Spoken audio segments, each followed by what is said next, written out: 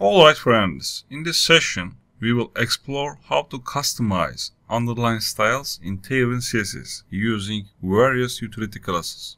So let's apply basic underline class. Okay. After that we can use decoration solid. It gives text decoration style solid. Decoration double. It gives text decoration style double. And dot. And then dashed. And then wavy. Okay. Let's try it. I come here. I open 3 decoration folder. So in the index.html file, we can use underline. So you see underline gives a basic underline. Okay. So let's apply this style. I come here. I say decoration 2, for example. It gives text decoration width a little bit more. And then let's apply this style.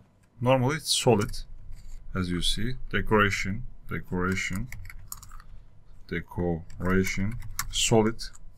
solid. Normally, by default is this. But I come here, I copy these, I paste a few times, and then let's change it. I say decoration double, for example, and then decoration dot, and then decoration dashed. So I save it. You see the decoration double is second one, decoration dot is third one, decoration wavy is fourth one, decoration dashed is fourth one. Okay. And then I copy these. We need to see decoration wavy, decoration wavy.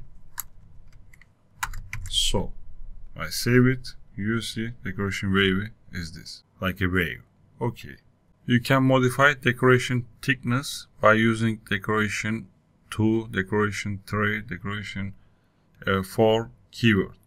You see decoration 2 gives text decoration thickness 2 pixel. And also, you can change vertical spacing between the underline using underline offset. Okay, see you in the next lesson.